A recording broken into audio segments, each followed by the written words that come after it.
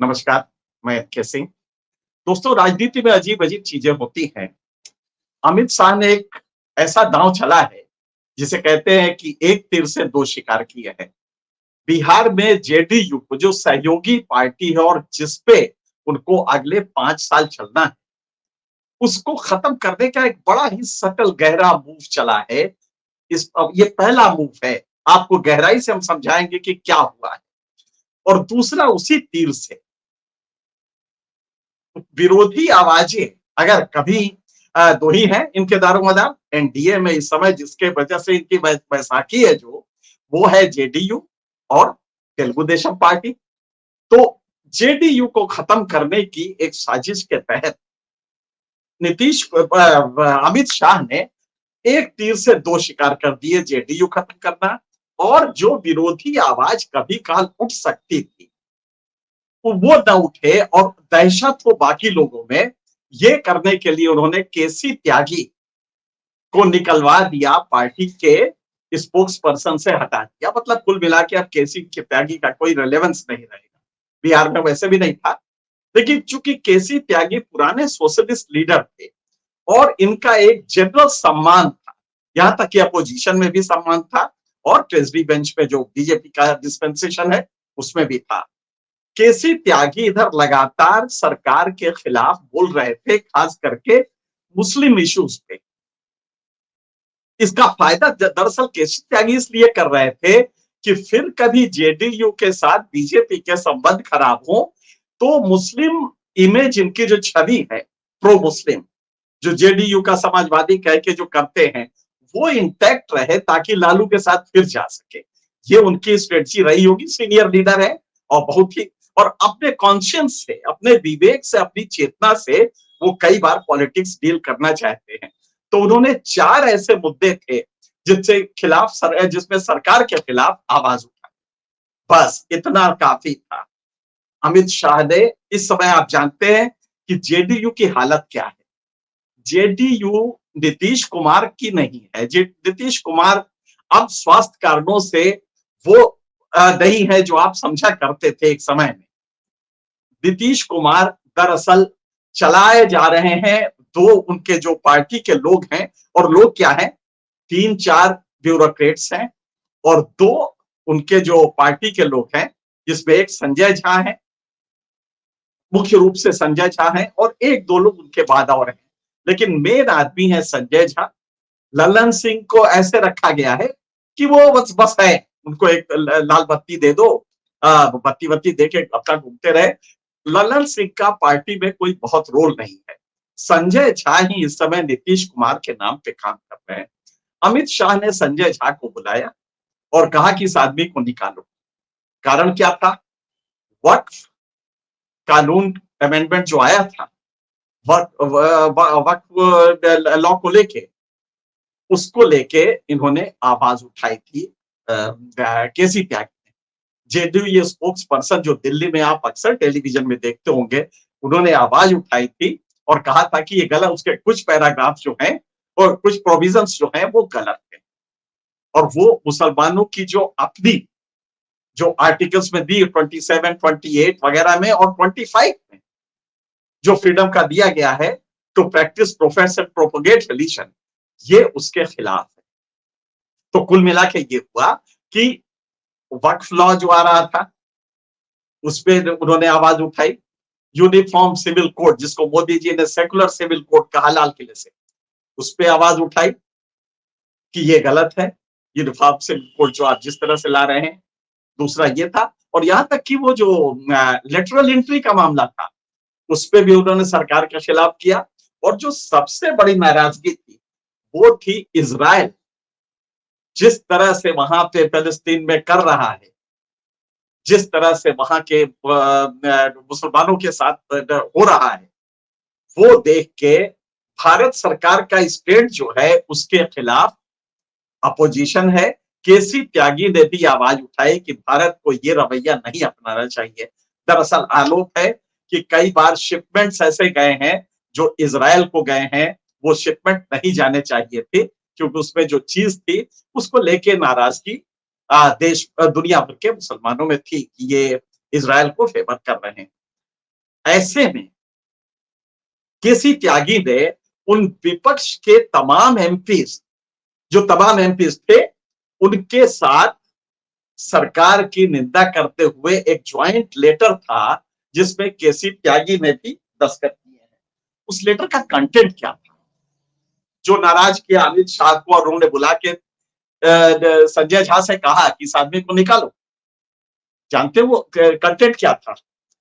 As a nation that has always championed the cause of justice and human rights of India, human rights, India cannot be complicit in this genocide. ये जो नरसंहार हो रहा है, Israel कर रहा है, इसमें इंडिया प्रतिभागी नहीं हो सकता। ये हमारा इतिहास नहीं है। असल में ठेका तो मोदी जी के पास है नेशनलिज्म का, अमित शाह के पास है।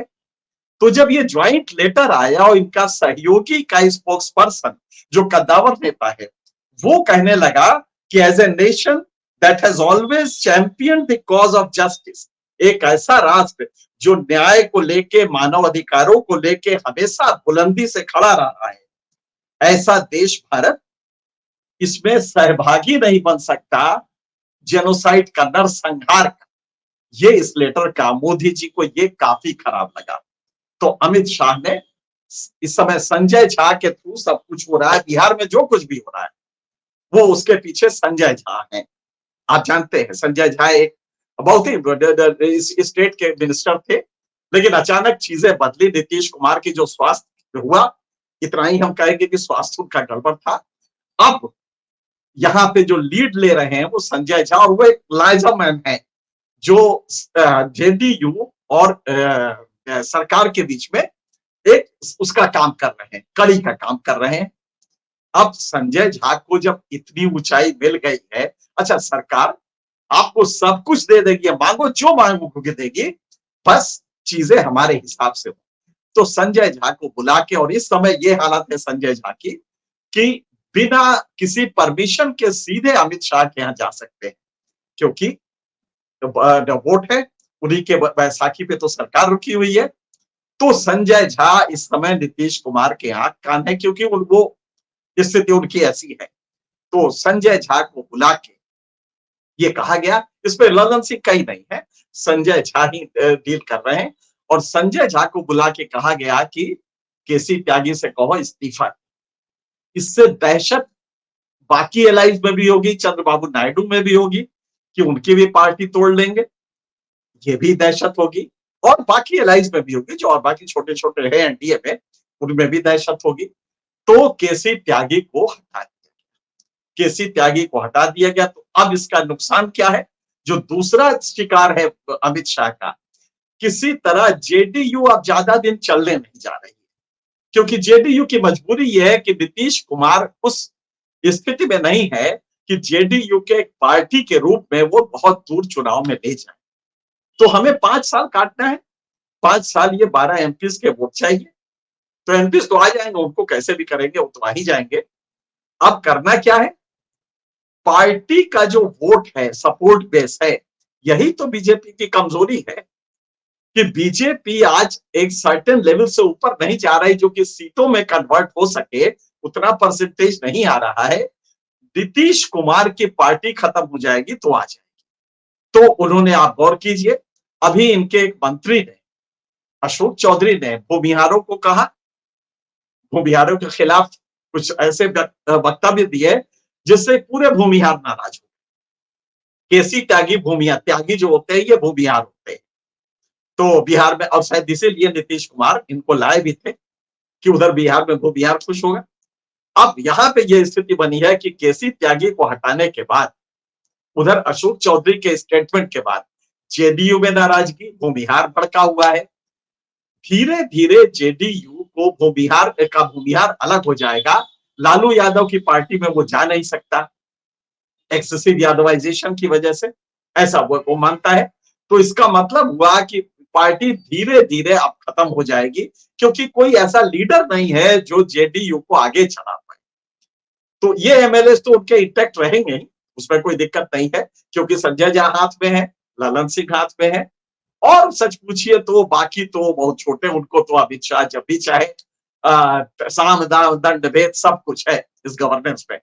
तो इसलिए अब सीधा है कि सपोर्ट बेस पे हमला करो। तो पहला था कि भूमिहार जेडीयू को जो वोट देता था वो कम करो। अब की बार भूमिहारों ने बीजेपी को नहीं वोट दिया था, लेकिन जेडीयू को दिया था, तो इसको कम कर दो। हकीकत यह है कि भूमिहार इसमें से निकल जाएगा। और by and large upper caste, अब यहां पे पेज क्या फंसा है, मुसलमानों को अगर जैसे केसी त्यागी बयान दे रहे थे, तो मुसलमानों में जेडीयू की इमेज अभी भी पॉजिटिव होती बीजेपी के साथ रहने के बावजूद।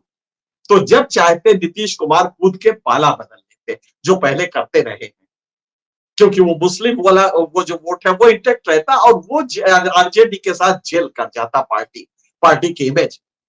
यहां पे ये गड़बड़ हो गया है। पार्टी की इमेज अब प्रो बीजेपी के भक्तों के रूप में हो गई है। संजय झा ने इसको, और ये जो नए लोग आ रहे हैं, इन्होंने पार्टी को ऐसा कर दिया है कि अब ये लग रहा है कि बीजेपी का एक मतलब यूं है कि सरकार बताइए क्या करना है, बाई बात किस्म का जो होता है इमेज, वो हो गई है जेडीयू की। तो अब इस पार्टी को जो सपोर्ट बेस नीचे के तबके में था वो नहीं रहेगा। वैसे भी संजय झा की जाति नीतीश कुमार की जाति से अंतर है, इसलिए भी नहीं होगा। तो धीरे धीरे जेडीयू का जो वोट है वो बीजेपी अपने पाले में कर लेगी, फिर किसी नीतीश कुमार की जरूरत भी नहीं पड़ेगी। विनेबिलिटी पॉइंट जब क्रॉस करेंगे, और आप जानते हैं कि विनेबिलिटी में जैसे ही ये बाइपोलर होगा, विनेबिलिटी पॉइंट थोड़ा बढ़ेगी और बीजेपी उस पर निकल जाएगी, क्योंकि आरजेडी का जो बेस वोट है वो यादव और मुसलमानों में है, इसके बियॉन्ड नहीं है। अब यहां पे बीजेपी जब चाहेगी तो एमबीसीज बीसीज इनके वोट बीजेपी के पास चले जाएंगे, क्योंकि नीतीश कुमार उस तरह से सीन में नहीं होंगे, लीडिंग रोल में नहीं होंगे या नेतृत्व, क्योंकि नीतीश कुमार के अपने स्वास्थ्य के रीजन है। अब यहाँ पे कोई ऐसा कद्दावर नेता नहीं। जेडीयू के केसी त्यागी जो स्पोक्स पर्सन थे, ये कम से कम अपने सोशलिस्ट मूविंग की वजह से और नैतिक रूप से बहुत ईमानदार है। इस बात में कोई दो राय नहीं है कि नैतिक रूप से जो पुराने समाजवादी होते थे, जो जिद्दी भी होते थे, केसी त्यागी उनमें से है। नतीजा क्या होगा, केसी त्यागी को अब आपने बाहर कर दिया, ठीक है, केसी त्यागी बेचारे बोल नहीं रहे, लेकिन इसको बर्दाश्त शायद वो नहीं कर पाएंगे, क्योंकि आपके लिए उन्होंने जो मुस्लिम इमेज वाला था वो लगातार दिल्ली से रह के नेशनल लेवल पे ये इमेज दी थी, और उसी की वजह से उनको जाना पड़ा। तो अब ये नीतीश कुमार की जो पार्टी है, ये अमित शाह ने बड़ी, अब दूसरा इसका पहलू देखिए, चिराग पासवान ने भी एक स्टेटमेंट दिया कि साहब बाकी तो हम बाकी राज्यों में तो हम अलग अलग लड़ेंगे। उनको लगा कि हम अपना अस्तित्व भी बताएं, बस इतना कहना था। अगले दिन पारस को बुला लिया गया, के चाचा को बुला लिया, और अमित शाह ने इसको वो भी कराया, अखबारों में भी प्रचारित करवाया, टीवी में भी प्रचारित कराया कि पारसनाथ मिलने पशुपतिनाथ, माफ कीजिएगा, पशुपतिनाथ मिलने पहुंचे थे, चाचा मिलने पहुंचे थे चिराग पासवान के। इससे चिराग पासवान के पसीने छूट गए कि क्या फिर कोई खेल हो रहा है। तो चिराग पासवान को उसके अगले दिन बुलाया गया, और मुझे लगता है कि चिराग पासवान को समझाया गया कि अपनी हैसियत भूले नहीं और ये स्टेटमेंट्स देना बंद करे। अगले ही दिन उन्होंने कहा कि नहीं नहीं साहब, वो तो मोदी तो हमारे सब कुछ है, और मोदी के हम तो कुछ बोल ही नहीं सकते। तो यहाँ पे ये भी मैसेज चिराग पासवान को भी दे दिया गया।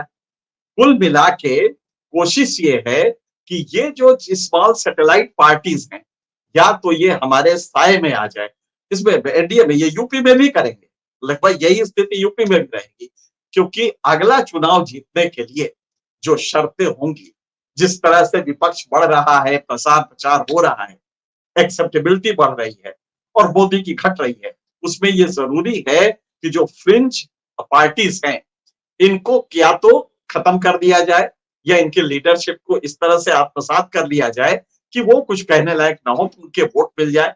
तो ये अमित शाह ने केसी त्यागी को हटा के बिहार में पहला एक रास्ता बनाया है कि जेडीयू को खत्म कैसे किया जाए, और इसमें वो सक्सेसफुल हो गए हैं।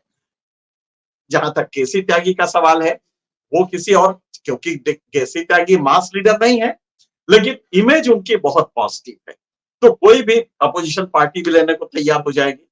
तो देखना यह है, क्योंकि बीजेपी, नीतीश कुमार जब तक बीजेपी के साथ रहेंगे, अब केसी त्यागी तो उसमें नहीं रह सकते, तो देखना यह है कि केसी त्यागी आगे क्या करेंगे।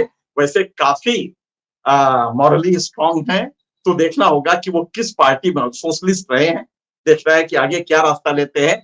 लेकिन जेडीयू को खत्म करने का, क्योंकि भूमिहार उनसे अलग हो जाएगा, और भूमिहार ही नहीं अलग होगा, अपर कास्ट में भी एक मैसेज आएगा, तो उसके बाद जेडीयू के लिए बेहद जमीन बचेगी नहीं। और चूंकि नीतीश कुमार उस तरह से एक्टिव नहीं रहेंगे, तो संजय झा, लल्लन सिंह, ये लोग मिलके पार्टी को शायद चलाने का की हैसियत उनकी नहीं है। इनके रहने पे मुझे लगता है कि पार्टी बिल्कुल सिकुड़ के शायद अस्तित्वहीन हो जाए। तो ये अमित शाह ने एक तीर से दो शिकार किए हैं। मैंने सोचा कि आपको इस बिहार के इस नई पॉलिटिक्स के बारे में बताया जाए, जो आगे अन्य एलाइज के साथ भी होने वाली है। अन्य एलाइज को भी इसी तरह से धीरे धीरे खत्म करना होगा, और ये अमित शाह की पॉलिसी में है। फिलहाल इतना ही, किसी अन्य मुद्दे पे आपसे फिर बात करेंगे, तब तक के लिए